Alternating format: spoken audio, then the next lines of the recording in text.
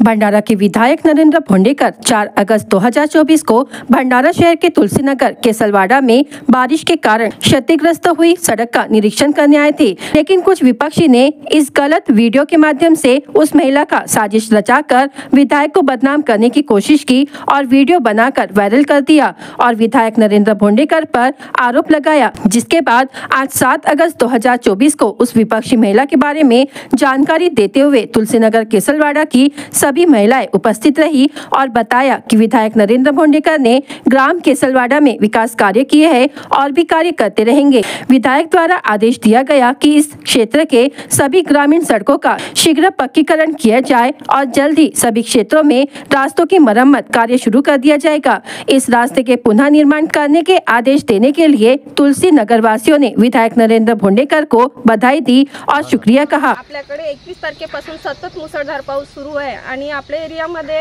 अशी पूर परिस्थिती निर्माण झाली असल्यामुळे आपले गावातील सरपंच साहेब आसुभाऊजी वंजारी यांनी आमदार साहेबांना विनंती करून ही परिस्थिती पाहण्याकरिता इथं आणलेलं होतं।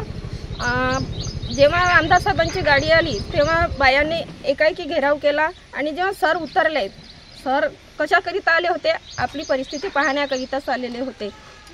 त्यांच्या ऐकणं न ऐकता काही लोकांनी आपलं बोलणं सुरू केलं आणि असं बोलणं केलं की आमदार साहेबांची छबी खराब होत होती। त्याच्यामुळे सरांनी त्यांचे काही बोलणे पण ऐकले, नाही ऐकलं असं नाही आहे। आणि आपला गाव एक छोटंसं गाव नाही आहे, एका शहरासारखी एक मोठी सिटी तयार झालेली आहे।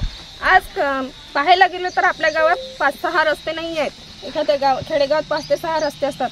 आज आपल्या केसलवाडा गावात एकूण मसे मोजले तर 1000 असे रस्ते येतील। तो एका सोबत एवढे विकास करणं शक्य नाही आहे, तरी सुद्धा आमदार साहेबांकडून आपल्याला 3 कोटी रुपयाची आपल्या छोट्याशा गावाला मदत मिळालेली आहे आणि तिथून विकास कामे सुरू आहेत। काही कामे झालेले आहेत आणि काही कामे आता होतील सुद्धा।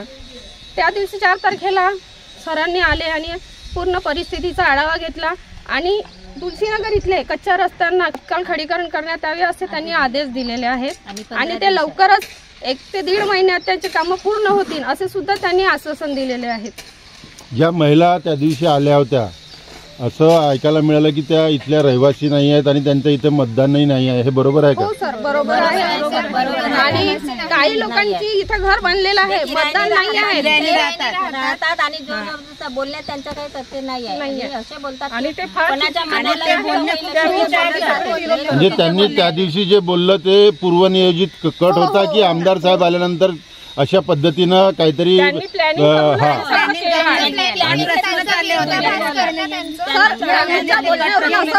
त्यांनी पूर्ण नियोजन केलेलं होतं आमदार साहेबांची छबी खराब करण्याची, पण त्याच्यात त्या यशस्वी झाल्या नाही। आमदार साहेबांनी जे पूर्ण रस्ते होते सगळे रस्ते खडीकरणाचे मजबूत करण्याचे आदेश दिले, त्यामुळे त्यांना एक मोठा प्रत्युत्तर त्यांना मिळालेलं आहे असं।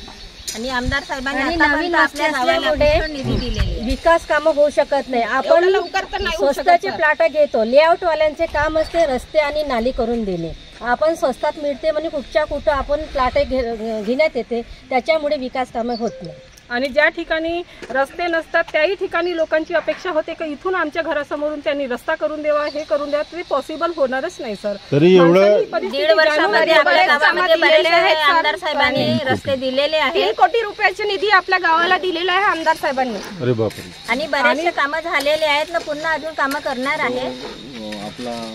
म्हणजे आमदार साहेबांना बदनाम करण्याची त्या दिवशी हे साजिश आहे। क्रीडा संकुलला पण त्यांनी सहमती दिलेली आहे आणि क्रीडा संकुल लवकर तयार होणार आहे। या छोट्याशा गावात क्रीडा संकुल पण दिलं आहे तुम्हाला? हो, क्रीडा संकुलन पण तयार आहे, लवकर मंजुरी दिली आहे सरांनी। म्हणजे त्या दिवशी